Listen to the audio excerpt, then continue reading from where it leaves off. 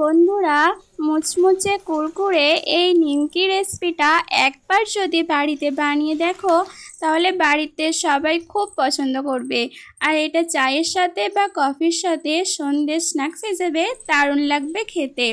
তো hello friend, welcome back to my new video. তোমাদের food বাঙালিতে welcome. আজকে নিয়ে চলে এসেছি নতুন ধরনের একটা মুচমুচে নিমকি রেসিপি, যেটা অনেক দিন পর্যন্ত স্টোর করেও রাখা যাবে। দোকান থেকে আর নিমকি কিনে খেতেই হবে না, পারফেক্টভাবে ঘরে বসেই নিমকি বানিয়ে নিতে পারবে।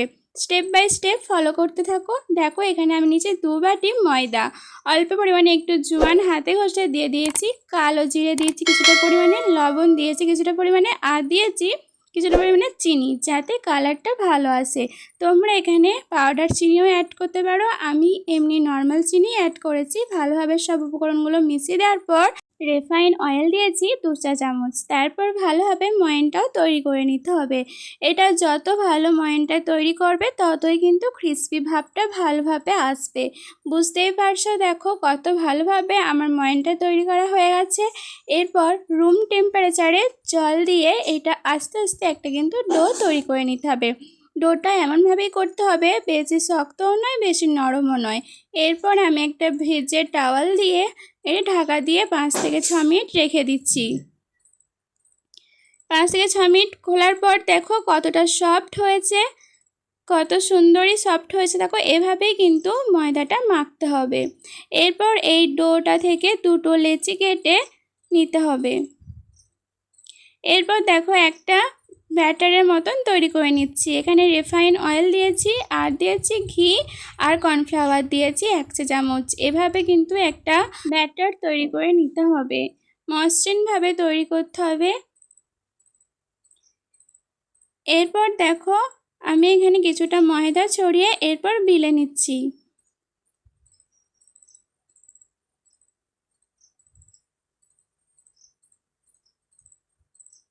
এটা পাতলা করে বেলতে হবে, বেশি মোটা করে বেললে হবে না। বুঝতেই পারছো, দেখো কতটা আমি পাতলা করে বেলেছি। একটা আমার বেলা কমপ্লিট হয়ে গেল। এরপর আরেকটাও দেখো এভাবেই বড় করে বেলে নিয়েছি।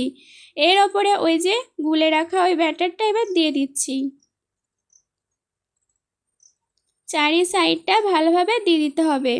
এরপর ওই যে আরেকটা রুটি বেলে রেখেছিলাম সেটাও কিন্তু দিয়ে দিচ্ছি। এভাবে টেনে টেনে সব দিকটা সমান করে নিতে হবে। এরপর আমি আরেকবার কিন্তু বেলে নিচ্ছি। তোমরা এটা না বেলতেও পারো, আমার মনে হয়েছে আরেকবার বেলে দেওয়া একটু মোটা টাইপের ছিল, তাই আরেকবার এক সাইড বেলে দিয়েছি। এরপর তোমরা কিন্তু ভাঁজগুলো লক্ষ্য করে দেখবে, ভাঁজগুলো কিন্তু আসল। ভাঁজগুলো যত ভালো করবে ততই কিন্তু বেশি ফুলবে। আরেকবার কিন্তু দিয়ে দিলাম। এরপর দেখো এই সাইড থেকে ভাঁজ করে নিয়েছি, আবারও কিন্তু ওই ব্যাটারটা দিয়ে দিতে হবে।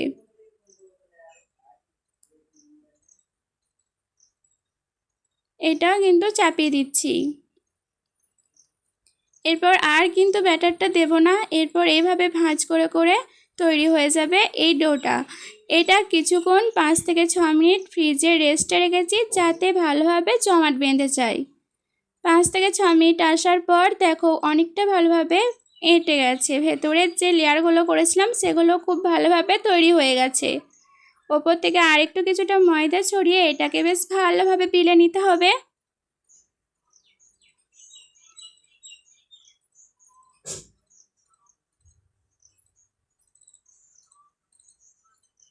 বড় করে দেখো চারদিকটা সমান করে বেলে নিয়েছি। এবার ছোট ছোট সাইজ করে কেটে নিচ্ছি।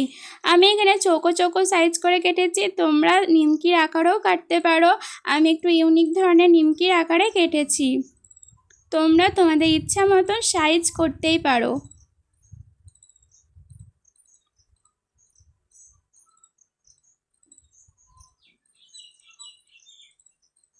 দেখো এক একটা নিমকির লেয়ারগুলো কত সুন্দর বোঝা যাচ্ছে। এভাবে সব কটা নিমকি এভাবে বানিয়ে নিয়েছি। আগে থেকে কড়াইয়ে তেলটা বসিয়ে দিয়েছিলাম, আমি এখানে রিফাইন অয়েলেই করছি। তোমরা এমনি অন্য তেলেও করতে পারো। এভাবে তেলটা যখন লো ফ্লেমে হালকা হিটে গরম হবে তখন কিন্তু নিমকিগুলো ছেড়ে দিতে হবে।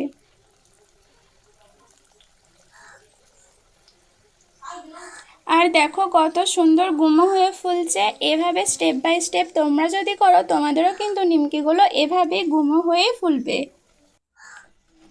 ব্রাউন ব্রাউন কালারের ভেজে নিতে হবে।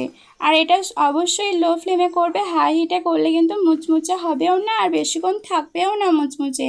তাই এটা আমি লো ফ্লেমেই করেছি, তোমরা আওয়াজ শুনেই বুঝতে পারবে এটা কতটা ক্রিস্পি হয়েছে।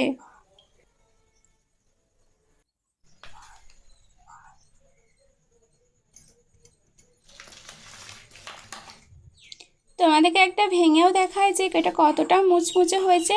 তোমরা একবার ট্রাই করে দেখবে এভাবে ঘরেতে, আর সংরক্ষণও করতে পারবে অনেক দিন পর্যন্ত। তো বন্ধুরা, তোমাদের ভিডিও কেমন লাগলো অবশ্যই জানিও। ভালো লাগলে লাইক কমেন্ট শেয়ার সাবস্ক্রাইব করে আমার পাশে থাকবে। নতুন কোনো বন্ধু আমার ভিডিও দেখে থাকলে সাবস্ক্রাইব করে থেকো বন্ধু, তোমার পাশেও আমি সবসময় আছি, অল টাইমই থাকবো। তো বন্ধুরা, আজকে এই পর্যন্তই। ভালো থেকো, সুস্থ থেকো, আজকেকার মতন টাটা।